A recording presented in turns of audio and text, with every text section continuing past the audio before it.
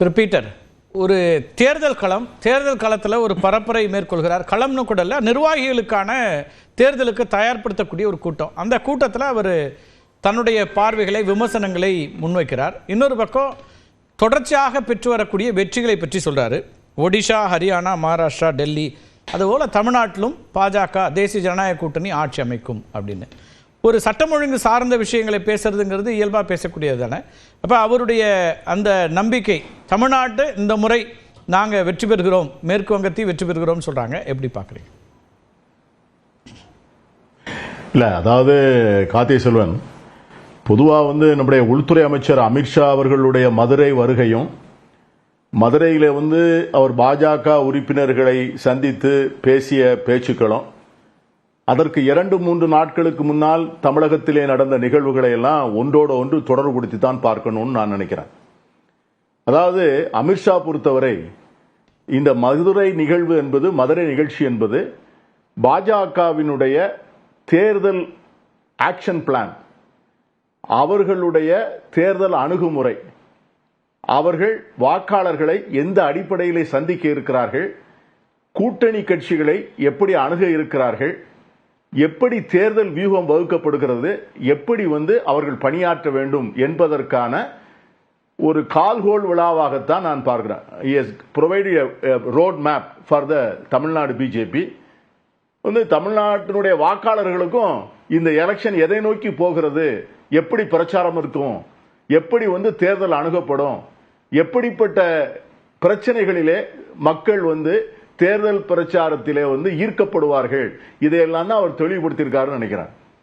இதுல இந்தியா கூட்டணியை விட்டுருங்க, இந்தியா கூட்டணியை பற்றி கவலைப்படுவதை விட தமிழக முதலமைச்சருடைய, திராவிட முன்னேற்ற கழகத்துடைய அவர்களுடைய செயல்பாடுகளை பற்றியெல்லாம் அவர்கள் கவலைப்பட்டு பதிலளிப்பதை விட இன்னைக்கு மிக அதிகமாக நெருக்கடிக்கு உள்ளாக்கப்பட்டிருக்கிறவர் எடப்பாடி பழனிசாமியும் அதிமுகவும் தான்.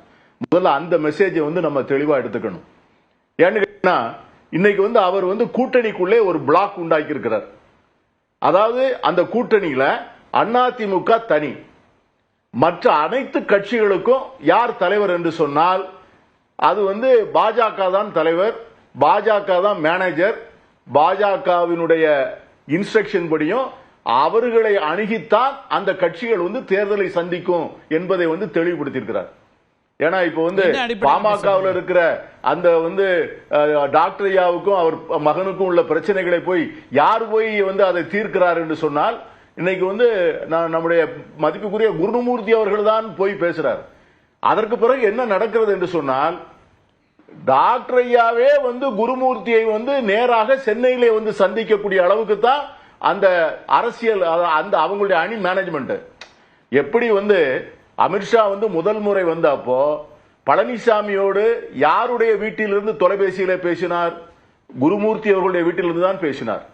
அதற்கு பிறகுதான் அந்த சந்திப்பு 3 முறை 4 முறை ஒத்திவைக்கப்பட்டு கடைசியில் குருமூர்த்தி அவர்கள் பேசி முடித்த பிறகுதான் அந்த பத்திரிகையாளர் சந்திப்பு நடந்தது. இதுதான் தேர்தல் இன்மை. தேர்தல் இடப்பங்கீடு, எண்ணிக்கை, தேர்தல் மேனேஜ்மெண்ட், இவை எல்லாமே தமிழகத்தை பொறுத்தவரை பாஜகவுக்கு ஒரு தலைவர் நண்பர் நயினார் நாகேந்திரன் இருந்தாலும், இந்த whole election process for NDA will be supervised, managed, conducted by மரியாதைக்குரிய குருமூர்த்தி அவர்கள். சோ இதுதான், இது பழனிசாமிக்கு ரொம்ப தெளிவாக சொல்லப்பட்டு விட்டது. பழனிசாமி அதிமுகவை பண்ணிக்கணும். பழனிசாமியுடைய பொசிஷன் எப்படி ஆக போகுதுன்னா,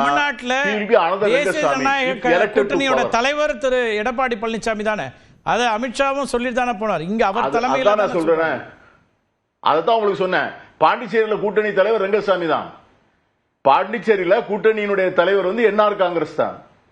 நீங்க இது எப்படி வரும்னு கேட்டீங்கன்னா, தேர்தல் வருகிற வரைதான் இந்த அணிக்கு தலைவர் எடப்பாடி பழனிசாமி. நீங்க மகாராஷ்டிராவில் என்ன சொன்னாங்க, ஷிண்டேனுடைய தலைமையில் தான் தேர்தலை சந்திக்கிறோம் என்று சொல்லித்தான் பாஜக களத்திற்கு வந்தது. ஆனால் தேர்தல் முடிந்த உடனே என்ன ஆனது, பட்னாவிஸ் முதலமைச்சராக வந்தார். ஆகவே எடப்பாடி பழனிசாமி அவர்கள் எதையுமே இப்பொழுது அவர் எல்லாமே முடிந்து விட்டது, தான் முதலமைச்சர் என்று அவர் ஏற்றுக்கொள்ள முடியாது. அவருக்கு மனசுல அதுவும் தெரியும். ஏன்னா இன்னைக்கு வந்து தினகரன் பேசுவதையும் நீங்கள் கேட்கணும். டிடிவி தினகரன் வந்து என்ன பேசுகிறார்? எங்கள் அணிக்கு எடப்பாடி வந்திருக்கிறார் தான் பேசுறார். எங்கள் அணிக்கு எடப்பாடி வந்திருக்கிறார், வந்து நம்ம அவரையும் நம்ம ஜெயிக்க வைக்கலாம் அப்படின்னு தான் பேசுகிறார். ஆகவே இன்னைக்கு வந்து ஒரு விஷயம் என்னத்தை கிளாரிட்டி வந்திருக்குன்னு கேட்டீங்கன்னா, முதல்ல இந்த கூட்டணிக்குள்ள அதைத்தான் சொல்லுகிறார் பாஜக அதிமுக கூட்டணி. நீங்க வந்து நண்பர் அர்ஜுனமூர்த்திக்கு தான் அதனுடைய முக்கியத்துவம் தெரியும்.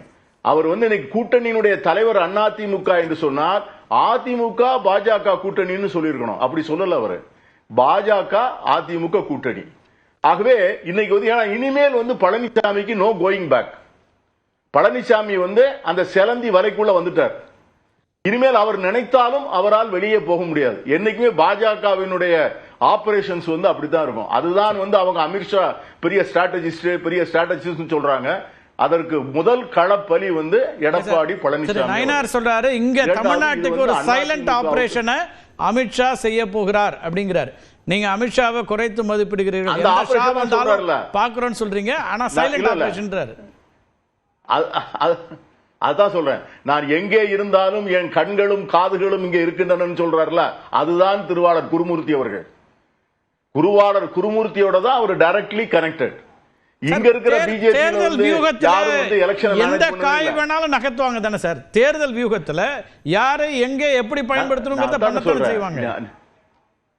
நான் அவர்களுக்கு அந்த உரிமை இல்லைன்னு நான் சொல்ல கார்த்திகை செல்வன், என்ன நடக்கிறதுன்னு தான் நான் சொல்றேன். அதை போல இன்னொன்னு என்ன சொல்லியிருக்காருன்னு கேட்டீங்கன்னா, தேர்தல் வந்து இது வந்து மத அடிப்படையில் தான் தேர்தலை சந்திக்க போகிறோம் என்பதையும் கிளாரிட்டி கொடுத்திருக்கிறார்.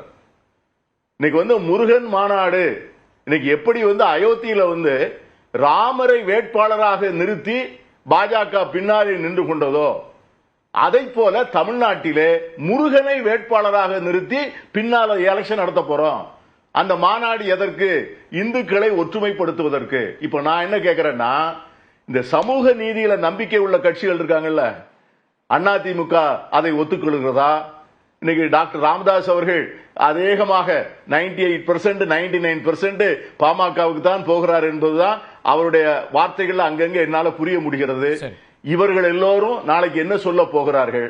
இதெல்லாம் வந்து இதைத்தான் வந்து தெளிவுபடுத்த. அதனால இது இந்தியா கூட்டணிக்கு இதை பற்றி கவலையே கிடையாது. ஓகே, எங்களுக்கு இதை பற்றி we don't bother at all. இப்ப எங்களுக்கு வந்து தெளிவு, 2 அணி ஆயிடுச்சு. நாங்க வந்து மதச்சார்பற்ற ஜனநாயகத்தில் நம்பிக்கை கொண்ட சமூக நீதி கூட்டணி. அவர்கள் வலதுசாரி மதச்சார்புள்ள வலதுசாரி சித்தாந்தத்தின் அடிப்படையில் உள்ள கூட்டணி. இது 2 கிளியர். இப்போ தேர்தலை சந்திக்கிறோம். அந்த தேர்தல் எப்படி வருங்கிறத நம்ம அடுத்த கட்டத்தில் பேசும்போது நான் பேசுறேன். முதல் கட்டத்தில் பேசலாம். திரு அர்ஜுனமூர்த்தி 2 அம்சங்களை குறிப்பிடுறாரு திரு பீட்டர் அமித்ஷா அவருடைய இதுல. ஒன்னு, இங்க யார் கூட்டணிக்கு தலைமை அப்படிங்கிறதுலேயே ஒரு கேள்வி உண்டாக்குறாரு. மற்ற எல்லாத்தையும் நாங்கள் பார்த்துக்கிறோம்னு சொல்றாரு. 2வது, மத அரசியலை முன்வைத்து இங்க முருகப்பெருமானை முன்வைத்து தான் அவரே வேட்பாளராக களமிறக்கக்கூடிய ஒரு இடம் வருது அப்படிங்கிற. எங்க கட்சியில முருகன் இருக்காரு. சரி, அவர் தான் நீங்க வேணான்ட்டீங்களா? அவர் மாநில தலைவராக இருந்தா மாத்திட்டீங்களே. இப்ப அமைச்சராக தான் இருக்காரு. சரி, அதனால முருக கடவுளை முன் வைக்கிறதுங்கிறது எங்க கட்சிக்கு ரொம்ப சகஜம். அந்த மாநாடு யார் நடத்துறா? அந்த மாநாட்டை நடத்துவது யார்? மாநாடு நடத்துவது இந்து முன்னணி தான். இந்து முன்னணி தான். ஆனா தொடர்ச்சியா பார்த்தா பாஜக தான் நடத்துதோங்கிற கேள்வி. ஏன்னா அமித்ஷா அவர்கள் தொடங்கி நயனா நாகேந்திரன் அவர்கள் வரைக்கும் தமிழ் கடவுளை